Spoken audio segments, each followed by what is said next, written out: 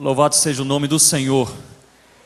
Que Deus, Ele possa derramar da sua graça, da sua bênção sobre os nossos corações nesta noite, e que as nossas vidas possam louvar ao Senhor não apenas nesta noite, mas eternamente.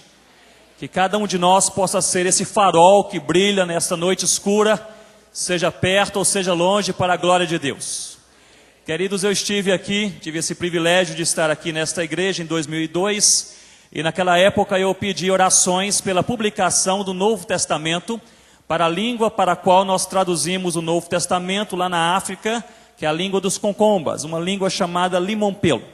E nós havíamos traduzido então o Novo Testamento para esta língua, estávamos aí revisando e nos preparando para publicar a palavra de Deus naquele idioma. E eu gostaria então de agradecer as orações daqueles que realmente oraram por nós e oraram por este objetivo. E lhes falar que em outubro de 2004 o Novo Testamento completo foi entregue para a igreja Concomba lá na África, numa festa muito bonita. Louvado seja Deus por isso. E naquele dia, era um domingo pela manhã, havia cerca de 1000 concombas, crentes, que vieram das 23 igrejas naquela região. Estávamos ali embaixo de algumas mangueiras, num momento festival de louvor a Deus. E ali então chegou aquele momento de nós entregarmos o Novo Testamento traduzido na língua daquele povo. E os pastores concombas que estavam ali, eles resolveram fazer assim um suspense. E eles colocaram então o Novo Testamento embrulhado em alguns panos africanos bem coloridos. E ali eles começaram a orar e louvar a Deus, e pouco a pouco foram descobrindo, então retirando aqueles panos, e finalmente apresentaram o Novo Testamento para aquele povo, na língua daquele povo. E ali era mais ou menos 9 horas da manhã. E houve então um derramar de gratidão no coração daquela tribo, que não apenas encontrou a Deus, mas recebeu a palavra de Deus em sua língua, e eles começaram a cantar e dançar às 9 horas da manhã, e só pararam às 3 horas da tarde. Isto porque caiu uma chuva forte, tiveram que parar, e às 6:30 da noite eles retornaram para louvar a Deus. Queridos, uma cena lindíssima. A Rosana, minha esposa, estava ali comigo, e é interessante que quando o primeiro Novo Testamento foi entregue nas mãos de um dos pastores, um pastor concomba, chamado Labuin, ele o recebeu com as 2 mãos. E os líderes, os diáconos que estavam ao seu redor, começaram a colocar as mãos embaixo, então, das mãos do pastor Labuin, como quem diz, se cair nós seguramos. E eles caminhavam assim, a passos curtos, com tanto cuidado. E a Rosana, ela falou, eles receberam a Bíblia como quem recebe uma barra de ouro. Queridos, isso aqui é coisa preciosa demais. É a palavra de Deus. É a palavra de Deus. Por vezes, porque nós temos a palavra de Deus em tantas versões e em tantos formatos, nós temos a Bíblia em versões diferentes e em cores diferentes, uma capa marrom, uma capa vermelha, verde. Outro dia lançaram a Bíblia da Mulher. Só lá em casa, com os nossos filhos, nós fazemos um cultinho todo dia à noite. Nós temos ali o Novo Testamento na linguagem infantil em mais de 5 versões. Então, por vezes, por nós termos esta palavra de maneira abundante em nossa língua, nós não a valorizamos como deveríamos. Queridos, isso aqui é fogo puro, é palavra de Deus. É a voz do Senhor que transforma o meu coração, transforma o seu coração, levanta a sua igreja, levanta o caído, dá voz ao cansado e leva o missionário, leva o crente a pregar a palavra até os confins da terra. É a palavra de Deus. Sempre quando eu pego a palavra de Deus, eu me lembro dessa cena, os concombas segurando o Novo Testamento com as 2 mãos, com tanto cuidado, com tanto carinho, receberam como quem recebe uma barra de ouro. Vamos abrir a palavra de Deus? Abra a palavra do Senhor comigo neste momento em Apocalipse capítulo 5. Fiquemos de pé por mais um momento para lermos a palavra do Senhor. Em Apocalipse capítulo 5, nós vamos ler do primeiro versículo em diante. Apocalipse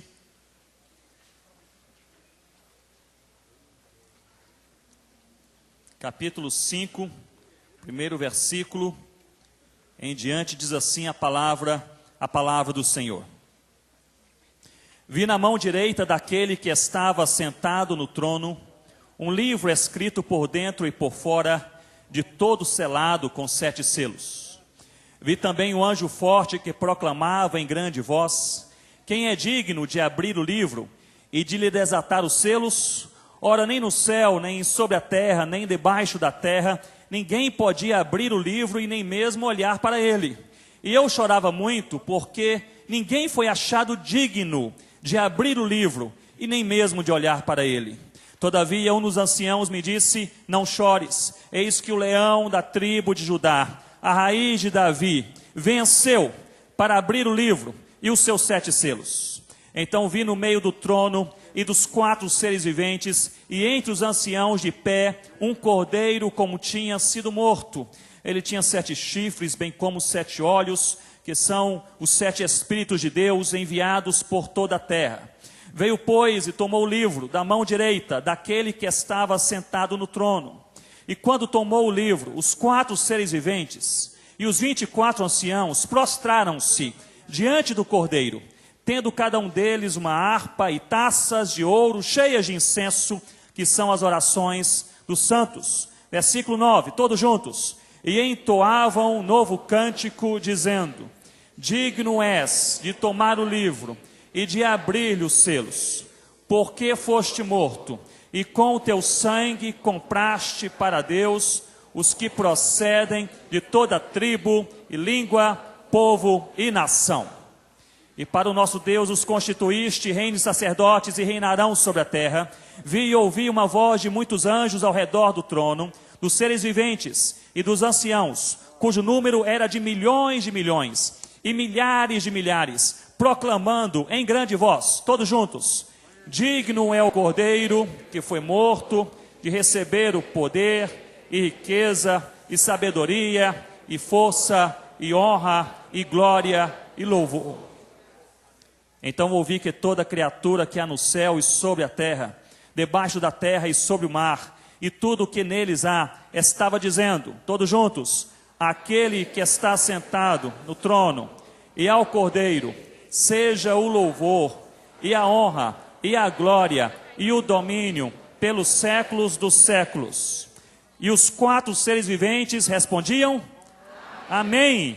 Também os anciãos prostraram-se e adoraram. Senhor Deus, nós lemos a tua palavra, é voz do Senhor, é pensamento do Senhor. Ó Pai, esta tua palavra que entra em nossos corações, que desperta a tua igreja, que levanta o caído, que dá visão ao teu povo, que encoraja aquele que está cansado, que perdoa os pecados, que alimenta a visão. Senhor Deus, nós te louvamos nesta noite, porque nós temos esta palavra em nossa própria língua, em nossas próprias mãos, em tantas versões. Ó Pai, porque esta palavra, ela não é apenas lida, mas ela é experimentada. Senhor Deus, que nós possamos experimentar um pouco mais da tua palavra nesta noite, em nome do Senhor Jesus. Amém, ó Deus. Podem se assentar, queridos. Mantenham suas Bíblias abertas comigo. Em Apocalipse capítulo 5, eu gostaria de destacar alguns versículos com vocês nessa noite. Nós encontramos aqui aquilo que eu tenho chamado de a tríplice missão. Nós encontramos no capítulo 5 de Apocalipse a missão de Deus, a missão de Cristo e a missão da igreja. Queridos, quando nós olhamos aqui para o capítulo 5, no versículo 1, nós vemos de maneira muito clara, muito objetiva, qual é a missão de Deus. Porque João, nesta ilha de Patmos, do lado ocidental da ilha, já ao final da sua vida, ele pede a Deus uma visão. E Deus lhe abre os seus olhos espirituais, e ele vê justamente o livro de Apocalipse. E parte dessa visão é o capítulo 5 deste livro, e neste capítulo 5 nos deparamos com o versículo 1 que diz: eu vi na mão direita daquele que estava sentado no trono, um livro escrito por dentro e por fora, de todo selado com 7 selos. A visão de João começa com Deus entronizado. A visão de João começa com Deus reinando e governando tanto o universo como a minha vida e a sua vida também. A visão de João começa com Deus no seu trono de glória e majestade, reinando sobre o universo, e nos induz a pensar e a compreender esta verdade bíblica profunda, que Deus governa o universo, a sua vida e a minha vida, nada escapa ao controle de Deus. Eu não sei como você está aqui nesta noite, quem sabe você foi surpreendido por alguma coisa que abalou o seu coração durante essa semana. Eu não sei como está você aqui nessa noite, mas quem sabe você está aqui decepcionado, angustiado, melancolizado, com o coração fragilizado por coisas da vida. Porque você foi surpreendido por uma enfermidade que bateu a porta da sua casa. Você foi surpreendido por uma decepção profunda com o seu amigo mais chegado. Um problema em sua casa, um problema na sua mente, no seu coração, no seu ministério. Mas há algo que é preciso sabermos nesta noite, que Deus jamais será surpreendido por coisa alguma. Esta má notícia que chegou até a sua casa, seu ministério e a sua vida, não pegou Deus de surpresa. E Deus não apenas tinha conhecimento daquilo que aconteceria, mas Deus ele tem controle sobre os acontecimentos do universo. Uma das verdades bíblicas que tem que entrar no nosso coração é essa, queridos: nós estamos nas mãos de Deus. Nós estamos nas mãos de Deus. E se você está aqui angustiado, se você tem em seu coração uma ansiedade crônica profunda, eu quero lhe encorajar a você voltar para a sua casa hoje à noite, a você colocar a sua cabeça sobre o seu travesseiro e a você conversar com o seu coração e falar com o seu coração: descansa, ó minha alma, no Senhor, porque Deus cuida de mim. Independente das angústias da vida, das ciladas do diabo, das fraquezas da carne, das decepções pelas quais nós passamos, Deus, Ele cuida de nós, está sentado em um trono de glória e Ele segura a nossa vida com a sua mão direita. Queridos, em uma simbologia judaica, livro escrito por dentro e por fora, ele simboliza, ele significa a vida humana, a história da humanidade. Portanto, esse Deus entronizado, ele está aqui sentado neste trono, que simboliza glória e poder e autoridade, e ele segura este livro escrito por dentro e por fora, que simboliza a história da sua vida, a história da minha vida, e a história de toda a humanidade, e Ele tem a nossa vida bem segura em sua mão direita. Muitas vezes nós ouvimos aí esse sussurro do diabo que tenta questionar em nossa mente, em nosso coração, o poder e a autoridade de Deus sobre a nossa vida. E quando isso acontece comigo, a resposta que eu dou clara e imediata é que a minha vida está nas mãos de Deus. A minha vida está nas mãos de Deus. Se você está triste, se você está aí em uma encruzilhada da vida, se você está aí altamente fragilizado nesta noite, eu quero que você possa, em nome de Jesus, orar neste momento e falar com o Senhor: ensina-me a crer que a minha vida está em tuas mãos. Eu posso descansar no Senhor Jesus. Queridos, quando nós falamos sobre Deus governando a nossa história, uma experiência que me vem sempre à mente foi justamente a primeira experiência que eu e minha esposa Rossana tivemos lá na África para alcançar a tribo dos Concombas. Nós havíamos chegado ali naquele país, em Gana, no oeste africano, e nós tínhamos como missão alcançar aquela tribo ainda não alcançada. Porém, o primeiro passo era justamente encontrar uma aldeia Concomba. Ninguém sabia ao certo onde aquelas aldeias daquela etnia específica se encontravam. Então nós tínhamos que fazer aquelas caminhadas, aquelas pesquisas e tentar encontrar ali aquela aldeia. E tínhamos alguns sinais, algumas dicas, que a aldeia ficava depois de um rio, perto de uma montanha e assim por diante. Nada muito claro.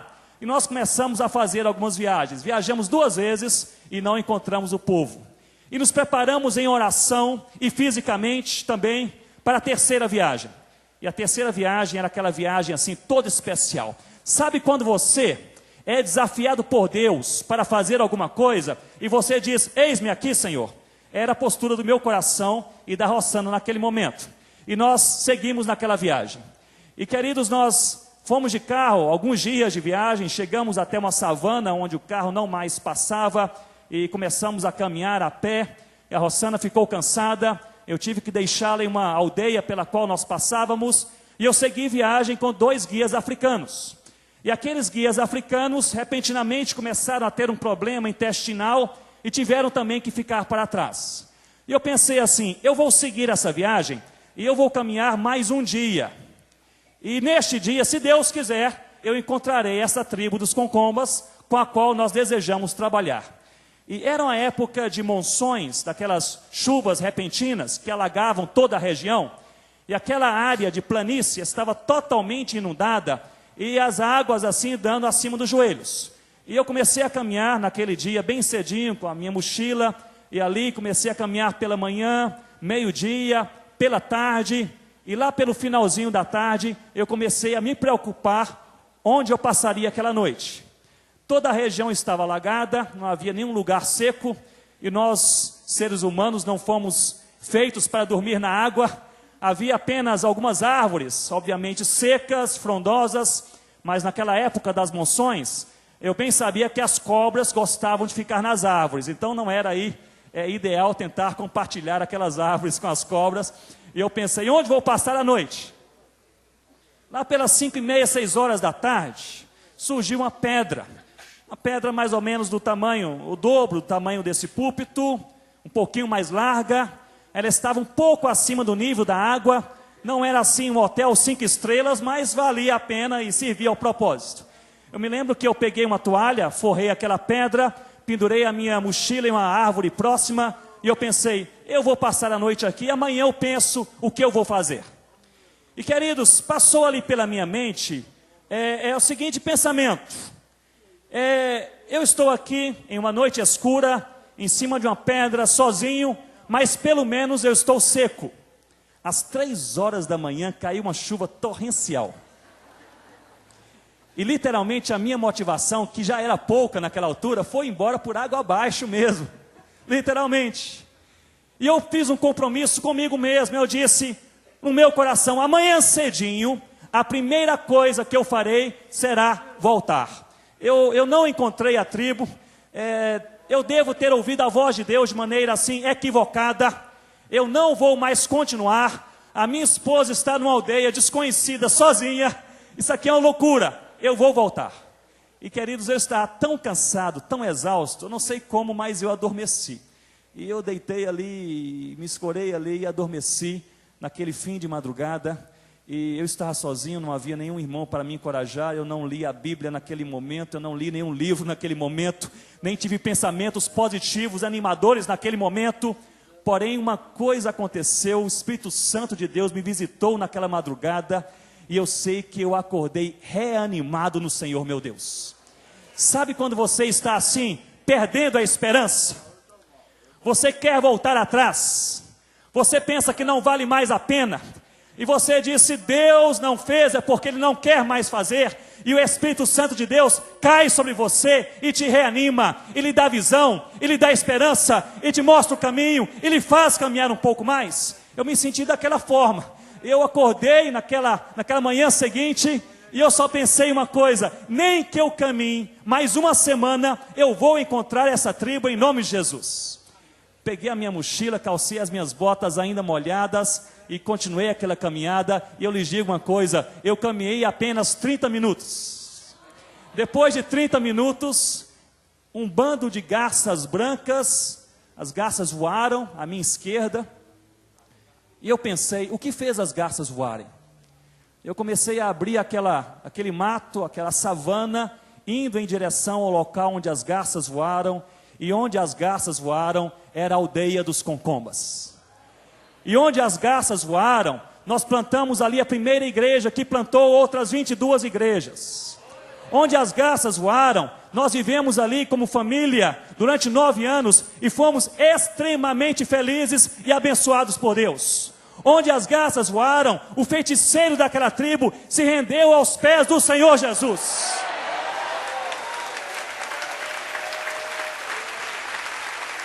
Onde as garças voaram, foi o lugar onde Deus cumpriu a sua promessa e a sua palavra. Eu não sei como está você aqui nesta noite. Talvez você esteja se sentindo como eu, naquela noite escura, sozinho, em cima de uma pedra, sem encorajamento e pensando em voltar atrás. E quem sabe passou pela sua mente um pensamento que passou pela minha cabeça naquela noite escura. E o pensamento foi este: o que é que eu estou fazendo aqui? Já sentiu assim? Quem sabe você se sente assim nessa noite: o que é que eu estou fazendo aqui? Eu vou voltar atrás? Deus não cumpriu ainda a sua palavra? Se é este o teu caso, eu quero lhe encorajar, em nome de Jesus, caminhe um pouco mais. Creia um pouco mais, porque mais cedo ou mais tarde, na sua vida, as garças vão voar. Deus vai fazer o impossível acontecer. Alguma coisa nova vai surgir. E você vai falar: Deus responde às orações. Meus queridos, quando nós estamos aí nesta caminhada, nós temos esses ciclos humanos de ânimo e desânimo, de crença e de descrença, de motivação e de tremenda desmotivação. Mas uma coisa é certa: o Espírito Santo, no momento de Deus, cai sobre a sua igreja, desperta o seu povo e nos dá a vontade de caminhar um pouco mais. Eu não sei como está a sua vida nessa noite, mas se você está desanimado, se você está perplexo com as coisas da vida, se você pensou em retroceder, se você pensou nesta semana em jogar tudo para o alto porque não vale mais a pena, eu gostaria de lhe desafiar a você orar agora a Deus aí no seu coração, dizendo: Senhor Deus, eu vou caminhar um pouco mais em nome de Jesus. Eu vou dar mais alguns passos, eu vou crer um pouco mais e eu vou esperar, porque mais cedo ou mais tarde as garças, elas vão voar. E Deus vai fazer assim, queridos, uma coisa tremenda na nossa vida. Mesmo que para isto seja preciso dormir em uma pedra, ou estar sozinho em uma noite, ou caminhar, enfrentar críticas, problemas, desilusões, enfermidade, talvez conflitos pessoais. Mais cedo ou mais tarde, Deus, Ele responde às orações, porque a sua vida e a minha vida, elas estão bem seguras pela mão direita de Deus, e Deus está entronizado. Deus reina, queridos. A missão de Deus é esta, é reinar. Nós encontramos aqui neste capítulo 5 de Apocalipse a tríplice missão: a missão de Deus, a missão de Cristo e a missão da igreja. A missão de Deus é reinar. Vamos memorizar? Qual é a missão de Deus? Reinar. Foi fraco demais. Qual é a missão de Deus? Reinar. Olhe comigo então em Apocalipse capítulo 5, versículo 2.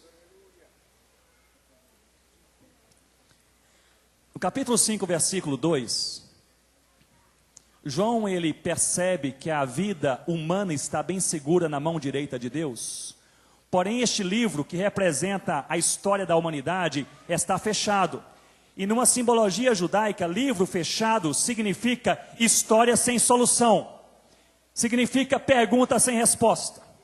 E queridos, este livro na mão direita de Deus precisaria ser aberto, para que houvesse solução e salvação para as nossas vidas.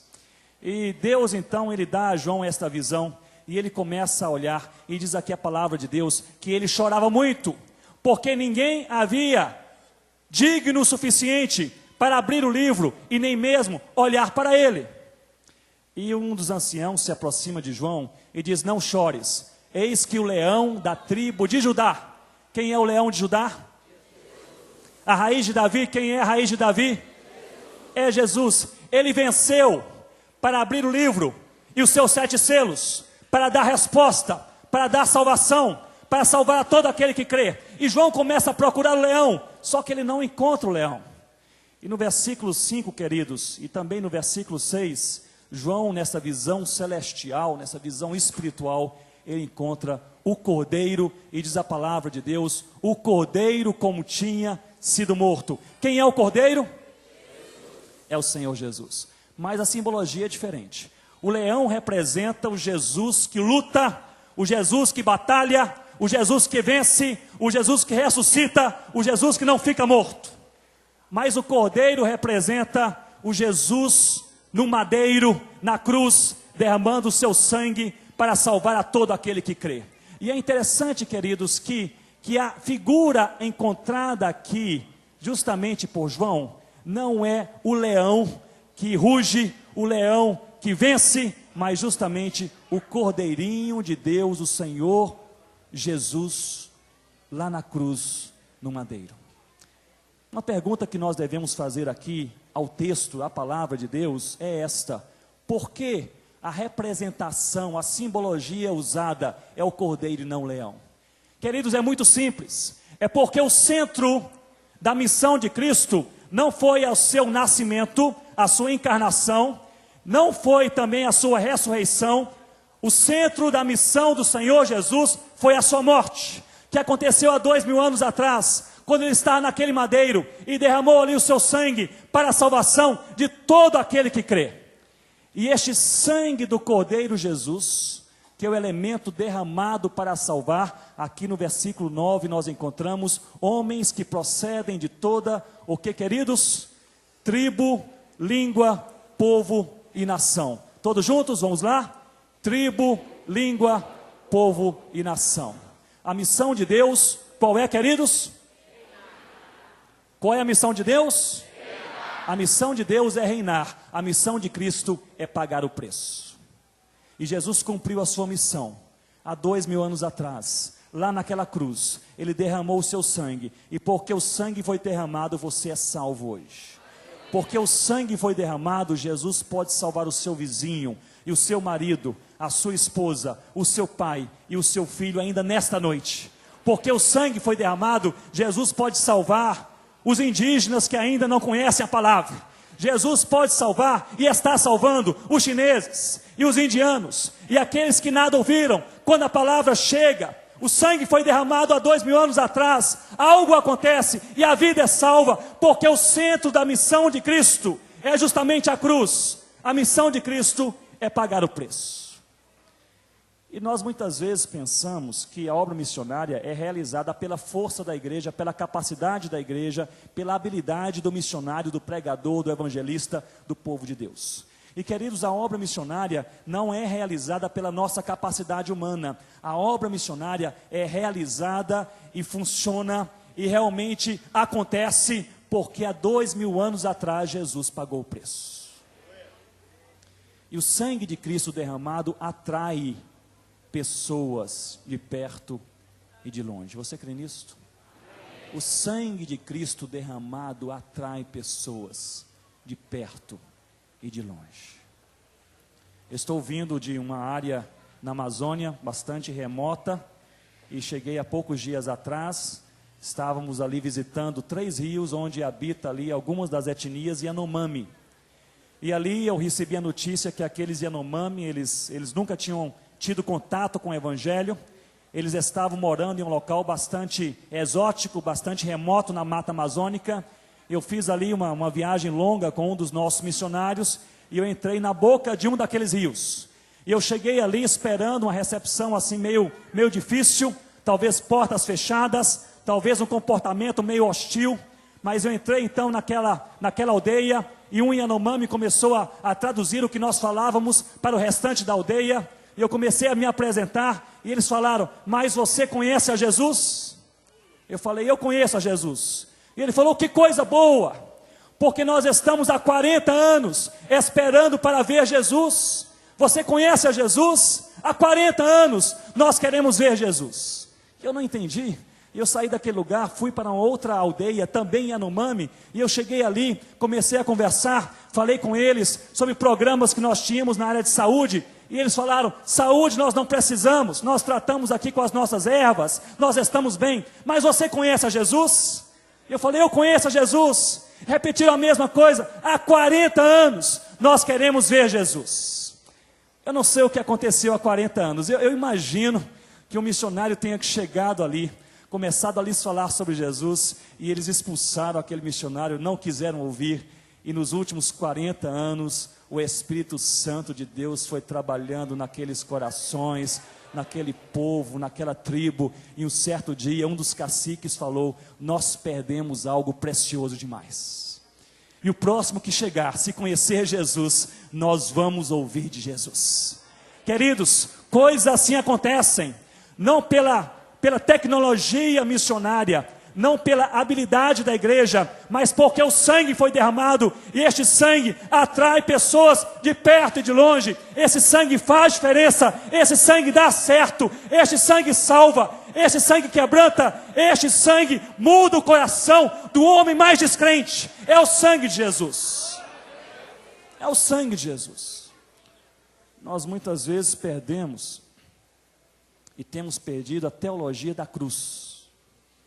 Temos falado sobre a encarnação de Cristo, sobre a ressurreição de Cristo, mas temos perdido o elemento principal da missão do Senhor Jesus, que é Ele como Cordeirinho de Deus. Ele foi crucificado, e com o seu sangue Ele compra pessoas de toda tribo e língua e povo e nação. Missões dá certo por causa do sangue do Cordeiro Jesus. Estive na Inglaterra alguns anos atrás, estávamos em uma conferência de missiologia, uma consulta, e ali então cada palestrante, ele tinha que falar sobre um tema, e o meu tema em uma noite era justamente falar sobre técnicas de evangelização. E ali então nós tínhamos alguns missionários, tínhamos alguns missiólogos, e tínhamos alguns pastores londrinos que estavam ali, e alguns deles trouxeram as suas famílias. E um desses pastores, de meia idade, ele trouxe o seu filhinho, um menino assim, com mais ou menos 8 anos de idade, mas um menino brilhante, sabe aquela criança assim, com aquela mente cativante? Era aquele filho daquele pastor. E ficou ali sentado, ouviu toda aquela palestra, mais ou menos 2 horas de palestra, e depois ele se aproximou de mim e começou a conversar. Ele disse: pastor Ronaldo, eu vim aqui hoje à noite, porque o meu pai falou que o Senhor falaria sobre como evangelizar, mas eu confesso que eu não entendi nada. O senhor falou aí uns negócios complicados e tudo mais, mas para uma criança como eu quero falar de Jesus. Como é que eu posso falar de Jesus? Eu pensei: olha, é muito simples. Você é crente? Ele falou: eu me converti no ano passado. A minha mãe estava ali pregando a palavra de Deus na escola dominical da minha igreja. Eu me entreguei ao Senhor Jesus. Eu nasci de novo. Eu falei: louvado seja Deus. Se você é crente, é fácil falar de Jesus. Basta você falar quem você era, o que Jesus fez por você e quem é você agora. Se você fizer isso, você prega o evangelho. Ele falou: mas se é tão simples assim, o senhor gastou 2 horas falando aí um negócio meio diferente. Eu falei: mas é uma conversa aqui de adulto, mas o negócio é simples mesmo, a gente que complica. Vá em paz e prega o evangelho. E eu estava na África naquela época, voltei então para a tribo dos Concombas. 6 meses depois, eu recebo um e-mail daquele pastor, o pai daquele menino, dizendo: Ronaldo, você não imagina o que aconteceu. Depois daquela noite, o meu filhinho começou a falar de Jesus na escola, e através do meu filho, 6 meninos se converteram ao Senhor Jesus. E eles trouxeram seus pais, e eles frequentam nossa igreja, e meu filho está ensinando outras criancinhas. E outro dia, eu ouvi o meu filho ensinar o seu coleguinha, dizendo: é simples falar de Jesus, basta você falar quem você era, o que Jesus fez por você, quem é você agora. É simples.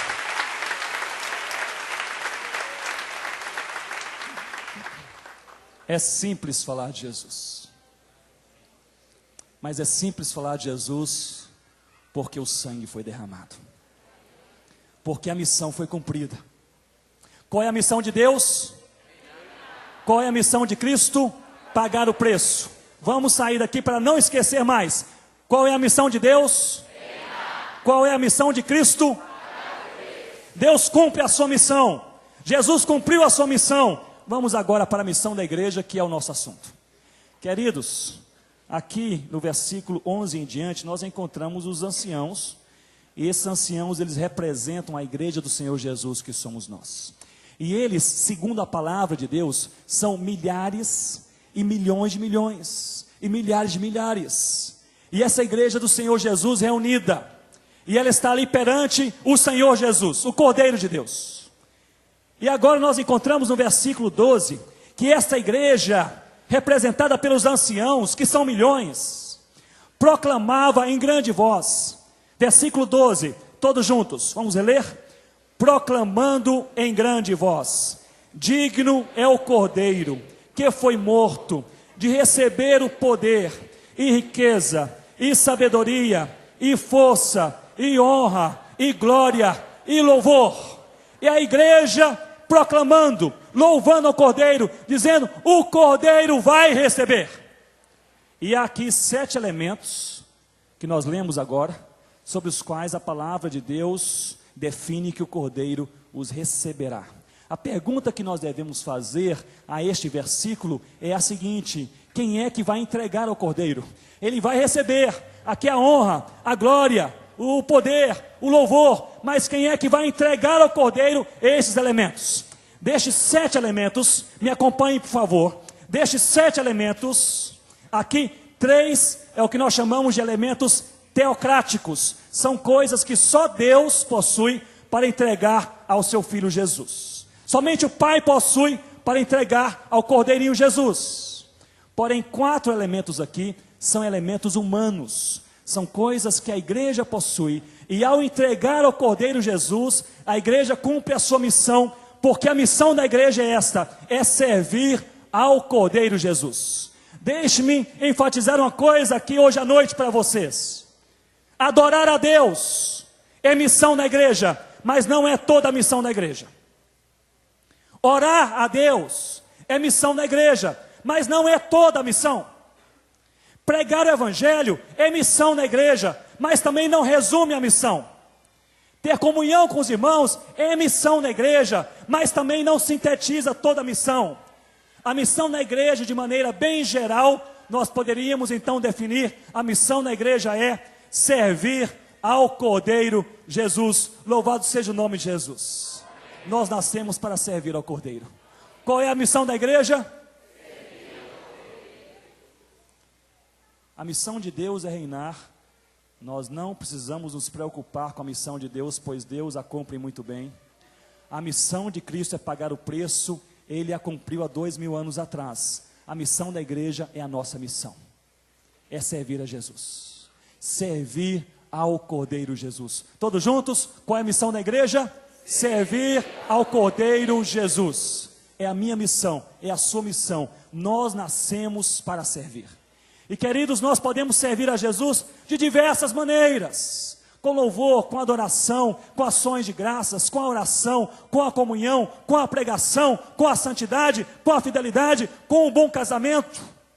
Mas há aqui 4 elementos que a palavra de Deus nos fala sobre eles. O primeiro elemento que a igreja vai entregar ao Senhor Jesus para servi-lo é justamente a riqueza, porque o poder aqui é o poder de Deus, não é o poder da igreja. A igreja não tem esse dinamis, não tem esse poder de Deus. Então é Deus que entrega ao Senhor Jesus. Mas há um elemento humano, que é justamente a riqueza.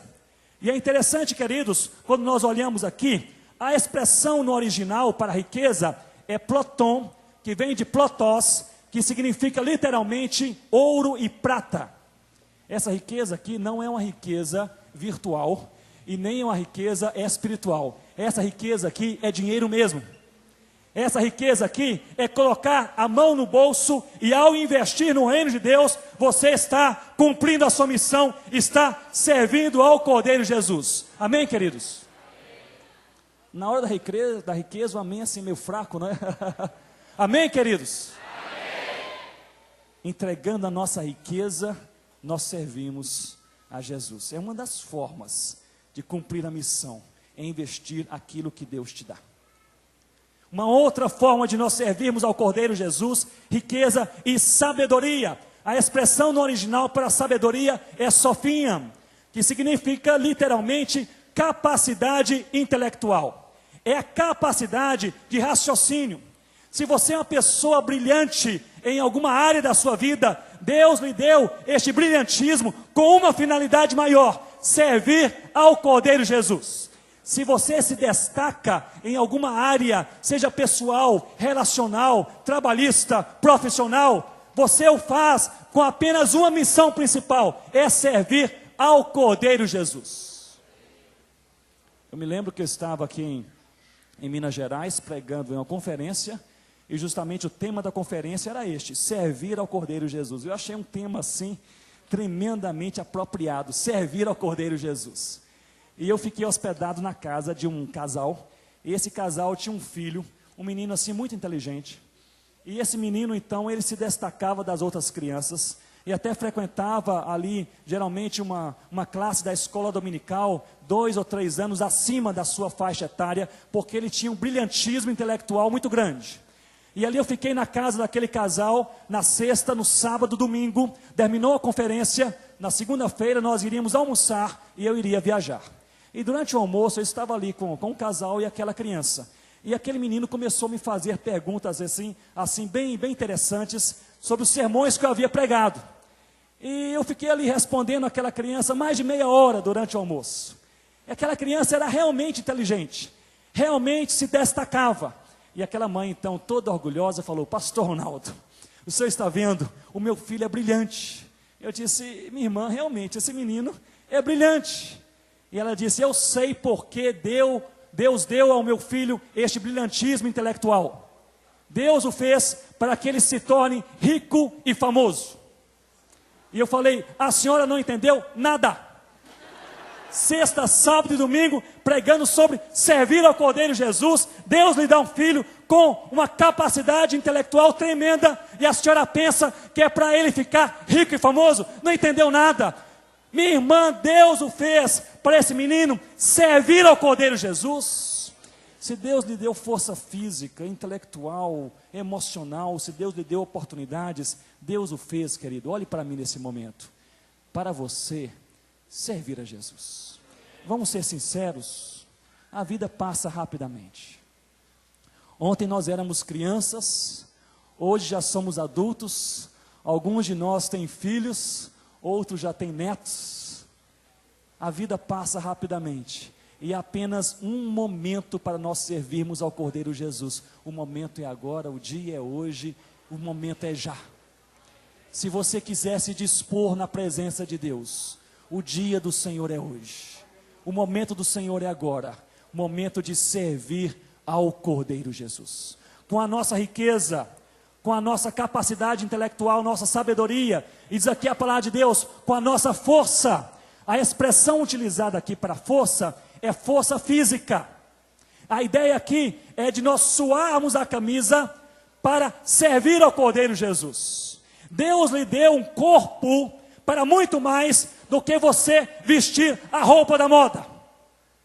Deus lhe deu um corpo para muito mais do que você simplesmente ir na academia 3 vezes por semana para malhar. Deus lhe deu um corpo para você suar a camisa para servir ao Cordeiro Jesus. E eu fico, queridos,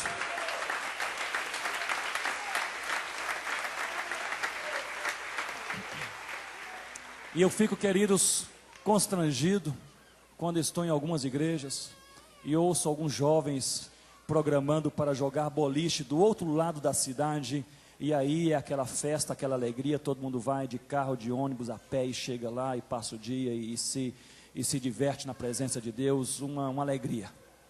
Mas no dia em que o pastor convoca a mesma igreja para pregar o evangelho, aí então o sol está muito quente, a chuva vai cair, o lugar é longe demais, e se a igreja não disponibilizar o ônibus, eu não vou. Eu não vou. Nós missionários, muitas vezes, nós compartilhamos algumas bênçãos e algumas vitórias, mas deixe-me compartilhar uma derrota e um motivo de constrangimento pessoal. Isso aconteceu comigo quando eu estava na África, e eu e Labuen, aquele companheiro com Comba, que nós viajávamos sempre juntos e pregávamos juntos o evangelho, nós estávamos orando por uma região chamada Candiocorá. E nós oramos a Deus dizendo: se o Senhor abrir essa região, nós vamos entrar ali com o evangelho e nós vamos pregar para todas as pessoas daquela aldeia. Eu costumo dizer que o risco da oração é que Deus responde as orações. Não é isso? Se Deus não respondesse, aí a coisa ia do jeito que sempre vai, mas Deus responde as orações, é arriscado orar. E no momento que nós oramos, fazendo esse voto a Deus, esse compromisso com Deus, vamos evangelizar a todos daquela aldeia, as portas se abriram. E nós pudemos ir, eu e Labanha fomos. Quando chegamos ali, nós não sabíamos, não conhecíamos aquela região, descobrimos que era uma aldeia vastíssima, uma aldeia vasta, imensa, que ia assim além do horizonte da nossa capacidade de enxergar ali o final daquela aldeia. E nós havíamos levado pouco alimento, alguns pacotes de biscoito, tínhamos um pouco de água e somente isso. Pensávamos em chegar, pregar a palavra e voltar rapidamente. Mas o local era imenso. E Labanha ele se virou para mim e disse: olha, Ronaldo, não temos escolha, nós fizemos um voto a Deus, se o Senhor abrir as portas, nós vamos pregar o evangelho a todos. Nós estamos aqui, Deus abriu as portas, agora vamos começar a trabalhar. E fizemos mesmo isso, começamos a evangelizar pessoa a pessoa, palhoça a palhoça. Mas queridos, passamos ali dias e dias, a comida acabou, aqueles concombos estavam meio desconfiados de nós, então não nos alimentavam, não permitiam que nós dormíssemos na aldeia, tínhamos que dormir do lado de fora da aldeia, ali perto de uma matinha, ali ao relento, estar naquele desconforto, com saudade de casa, e só pensava em voltar para minha esposa e para os meus filhos. Não via a hora de acabar aquela missão, e finalmente chegou o dia de nós evangelizarmos a última família. Então nós ficamos assim alegres, acordamos cedinho, e fomos evangelizar bem cedinho, pregamos o evangelho àquela família, já tínhamos as nossas mochilas prontas, e nós falamos: agora é hora de voltar. E começamos então a voltar. Mas quando nós olhamos assim por cima do nosso ombro, nós percebemos que depois do final da aldeia, havia um monte, e em cima do monte havia mais uma palhoça, uma casinha africana ali. E nós começamos a racionalizar, porque nós não queríamos subir aquele monte. Estávamos já predeterminados a voltar, não importa o quê. E o Labanha então, ele me ajudou a racionalizar, a arrumar essa desculpa. E ele disse: olha lá, Ronaldo, esses concombas, eles constroem as suas casas e abandonam por aí. Constroem e vão embora. Eu falei: é isso mesmo, está com a aparência de uma habitação desabitada, sem ninguém. E continuamos então a voltar, aquele peso na consciência: Senhor Deus, fizemos um compromisso, mas aquela montanha é alta, e eu já estou com fome, eu já estou cansado, e afinal de contas, eu já fiz muito, trabalhando aqui, evangelizando esse povo. E sabe esses pensamentos que entram no seu coração, que entram na sua mente, e você acha assim que você está se justificando perante Deus, mas o Espírito Santo, ele diz: eu não vou nem conversar com você, você sabe que está errado. Já sentiu assim? Eu não vou nem argumentar com você, você sabe que está errado, não precisa nem aí de um toque especial. Continuamos a voltar, aquele peso na consciência, mas voltando ali para a nossa casa. Daí nós resolvemos olhar então de novo por cima assim dos nossos ombros, e em frente àquela casinha, em cima da montanha, apareceram, para piorar a situação, 3 crianças fazendo assim para a gente. Aí eu falei: bem, aí também é demais. Mas o Labanha mais uma vez me ajudou e falou: Ronaldo, que perigo, essas crianças com combas brincam em todo lugar, por aí espalhadas. E nós continuamos a voltar. E queridos, quando nós estávamos assim, chegando já bem perto do rio, saindo daquela grande aldeia, o Labanha me segurou pelo meu braço direito, eu me virei para ele, ele estava ali quebrantado em lágrimas, e falou: Ronaldo, Deus me revelou. Eu falei: Labanha, eu sou presbiteriano, esse negócio de revelação tem que ser muito bem explicado. Como é que foi essa revelação? Como é que Deus te falou? Conversou com você como? Ele disse: Deus me falou. Quando? Agora. Agora como? Há 3 passos atrás. Mas o que Deus te falou, meu irmão? Ele disse: quando eu olhei mais uma vez para aquelas criancinhas, elas estavam ainda acenando para nós, Deus me fez uma pergunta, e a pergunta de Deus foi a seguinte: e se fossem os seus filhos? 2 missionários chegaram na aldeia, mas estavam cansados demais para subir a montanha. 2 missionários chegaram na aldeia, mas estavam apressados demais para voltar para casa. 2 missionários chegaram na aldeia, mas se acharam importante demais para pregar para as crianças. E se fossem os seus filhos? A única, talvez, oportunidade que teriam de ouvir o Evangelho. Nós estávamos com os corações endurecidos, mas não tão endurecidos assim. voltamos, subimos a montanha, de fato, havia uma família ali, pregamos o evangelho. Queridos, a aldeia de Cantiocorá é a aldeia que abriga a maior igreja com Comba, com mais de 800 pessoas. E toda vez que eu vou àquela igreja, visitar aqueles irmãos, eu olho para aquela montanha e eu me sinto envergonhado, porque um dia eu não quis suar a camisa para servir ao Cordeiro Jesus. Eu pedi a Deus que Ele não permitisse que isso acontecesse mais, porque, queridos, Deus nos deu força física para muito mais do que apenas jogar bola no sábado à tarde. Deus nos deu força física para você suar a sua camisa e servir ao Cordeirinho Jesus.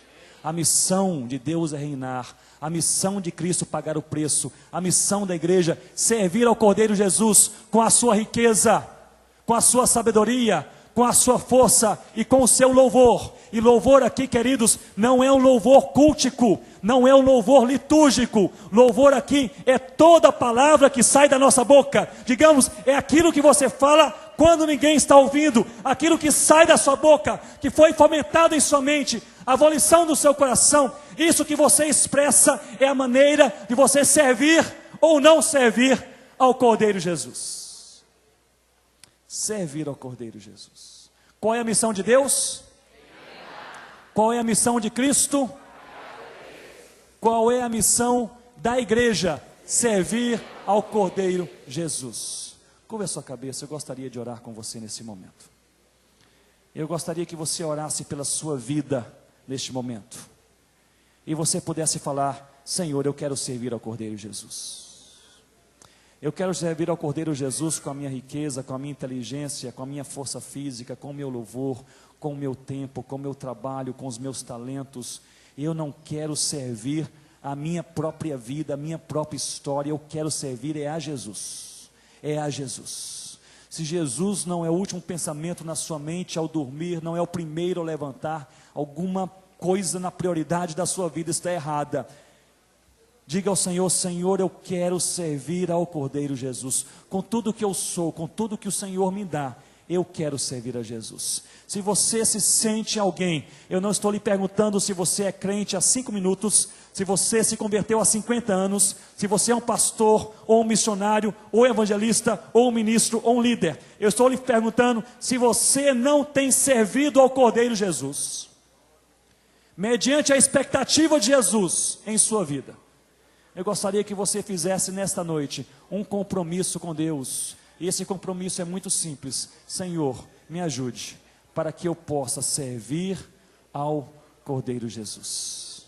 Se é este o teu caso, fique de joelhos onde você está e ore fazendo esse compromisso a Deus. Se você sente a necessidade de fazer um compromisso com Deus neste momento, eu quero servir ao Cordeiro Jesus. Se você sente que falta algo, você não está no caminho certo, você está aquém da expectativa, da vontade, do caminho de Deus, você fique de joelhos onde você está e diga: Senhor, eu quero servir ao Cordeiro Jesus.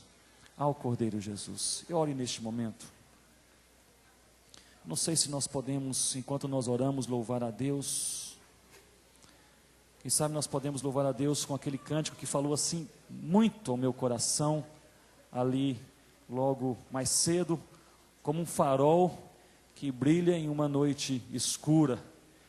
E enquanto os irmãos louvam a Deus, eu quero lhe encorajar a você, de joelhos, orar ao Senhor, dizendo: Senhor Deus, eu quero ser este farol. Senhor Deus, eu quero servir ao Cordeiro Jesus. E enquanto nós oramos, e você ora aí no seu lugar, eu quero fazer também um segundo apelo.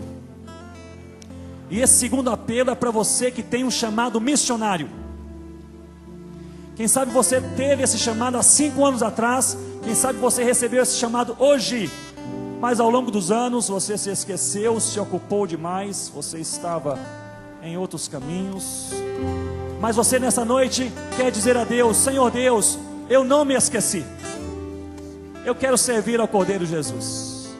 Se é este o teu caso, se você tem um chamado missionário específico e quer reconsagrar a sua vida na presença de Deus nessa noite, de maneira específica, você sai de onde está e vem aqui à frente. Eu gostaria de orar com você, neste caso, aqui na frente. Você que tem um chamado missionário e quer dizer a Deus: Senhor Deus, eu não me esqueci. Se é o teu caso, venha rapidamente. Se está na galeria, você desce rapidamente aqui na frente.